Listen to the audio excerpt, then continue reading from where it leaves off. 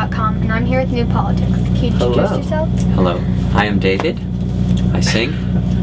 I'm Lewis, and I play drums in New Politics. Hi. What food can you eat your body weight in? What food Can you eat your body weight in? can I eat my body weight in? So you're 100 and what? 60 pounds? I don't know how much I weigh. I don't know pounds. I'm from Europe. I know kilos. I'm like 65 kilos. And what You're probably like 150 pounds, let's say. So if you can eat 100, what? Like if you can eat 65 kilos of food, what would it be? If I could have something, 100. I think it would be watermelons. Ooh, that's a good answer. I would have to say pizza. I would eat 100. I'm like 165 pounds. I would eat 100. Give and take an extra 10 pounds. Yeah, you know, depending on these legs right here. No. Depending on what day of the week it is. That's a lot of pepperoni pizza. Don't start with me right now. If you're on the TV show America's Got Talent, what talent would you show the judges? What talent would I show the dancers? No, you just confused me. I would. I think I would go with. Yeah, probably like a bit of like street performance, like a bit of everything. I think I consider myself a little bit of like a jack of all trades. So that's what I'd call myself. Jack of all trades. I don't know. Well, you wouldn't dance. You would just dance. Yeah, but that would be part of it. I'll just I'd dance. I'd do some music. On like little sticks. No, I'd do like the stuff that I kind of do. I'd write a song. I'd do music. I'd play it. I would sing it. Juggle chainsaws and stuff. While I'm juggling chainsaws, just like. Love is a forgotten face. And what would you do? Just a 45-minute drum solo? Yeah, do a 45-minute drum solo. So no one really knows about New Politics is that I can actually break dance too. So I would showcase that a little bit and give this guy a run for his money. He does a pretty mean windmill. But that's all I have. Until he watches it himself and he's like, I get in pain, all this pain, and it looks this bad. That's what he told me last time. Can't do it. I'm like, that looks great. No, but there's not a lot of people that can do that. Yeah, and then you should be proud of it. Smash my face on the ground. It's like you can see it's like he like stands up. And it's like blood pumping out of his vein, and it's like I'm like, gosh, I can see your bone. And he's like, oh no. Yeah, anyways, that's why I don't dance anymore. If you had to change your band name, but could only change it into a TV show or movie name, what would you name? Mine would be that's a hard question. The Game of the Walking Deads. Oh man. So the game of the Walking Deads on a Breaking Bad throne. That's what the name would be. That's what you would name the band? Yeah, that would be awesome. Would probably be a little more punk, but yeah, I'm gonna go with that. I can't. How am I gonna go up against that? Goonies or something. That's a movie. That's a movie. It's gonna be a TV show. Or a movie. Yeah. Are you listening or what? I would say Elf. The Terminator. Elf the Goonie. No, the Terminator. The Terminator Elf as a Goonie. Elf the Terminator is what Elf it the would Terminator. Yeah. Just like, hey, that was hey. If you had one magic potion that could keep one musician alive forever, who would you give it to? Oh, that's awesome. Say it. Say it. A musician. Not a magician.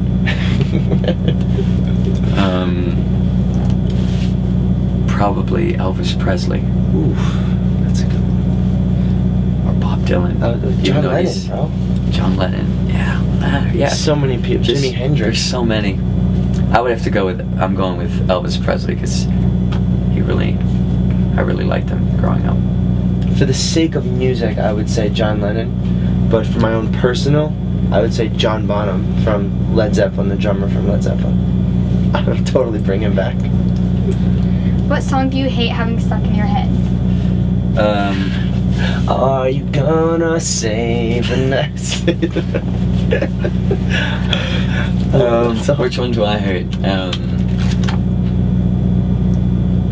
Doopy doopy doopy doop doop doop doopy doopy doo, yeah yeah doopy doopy doopy doop doop doop. I don't need your love. How did that get stuck in your head? It just always is. I used to. Yeah, it's a long story. You don't want to know. Anyways. What's the spookiest thing that's ever happened to you? Do you really want to know? Sure. The scoopiest thing. The Scooby-Dooby-Doo, is I actually lived in an apartment. I just moved into this apartment when I was in Copenhagen, Denmark. I know this is a true story.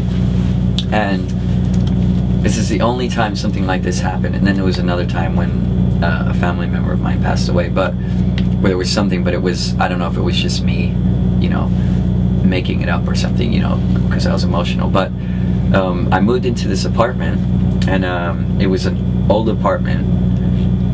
Like in Copenhagen, a lot of the buildings are like hundreds of years old, and they're all like landmarks and stuff. You can't break them down and stuff. So it was an old apartment by the castle, where I showed you where our queen and king live. Remember that side street there? I know exactly what you're talking about. You do? Oh, okay. Yeah. So we were living. I remember we were living there at the time with my girlfriend, and we had the 4th floor apartment, and we're all excited to move in there. And I think we were living there about 4 months, and then I would constantly wake up in the night because I felt there was like someone there, and it was so awkward. And I was like, and I'm a very like you know, I believe that there's unexplainable things. I mean, of course, you know, there's so little we know and stuff, but at the same time, I'm also a guy that is very like see it to believe it type of thing.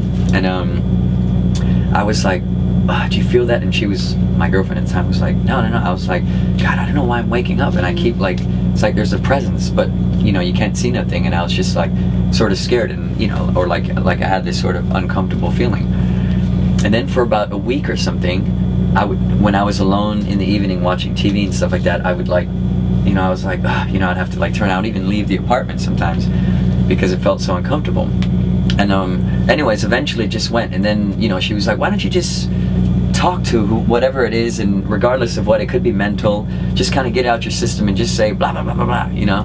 And I was like, okay. So then the next night it happened. I just, in the middle of the night, I was just like, listen, you need to go, I can't help you, blah blah, and it scared me, blah. I just sort of said everything, you know, the way it was. It sounds really crazy. And my girlfriend woke up and was like, oh, and then I was like, sorry, I just had to do it, it's so frustrating, blah. And she was like, it's alright, okay, you did it, you got it out, now let's go back to sleep. And then it just kind of stopped, eventually just faded out. So I was like, you know, and I kind of left, and I never thought of it.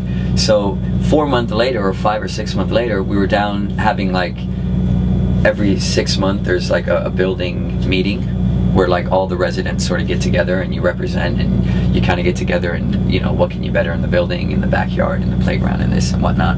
So we were down there, and we were of course the youngest, completely young, trying to like, you know, go on this adventure and start our own life and stuff. And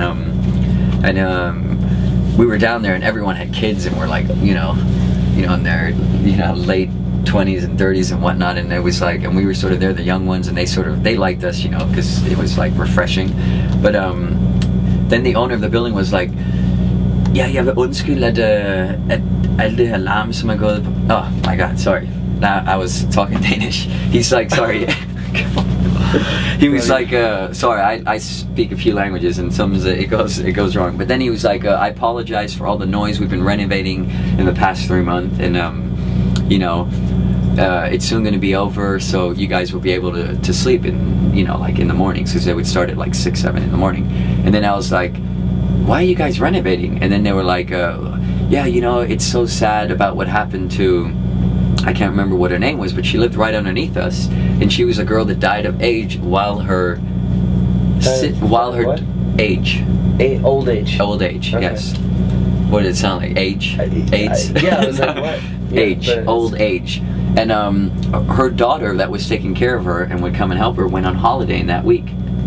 So she's been lying dead in her bed for like 7 days. This is such a morbid story. And I got that cold chill down my back, and I asked him what date it was, and it was exactly in that period where that incident happened.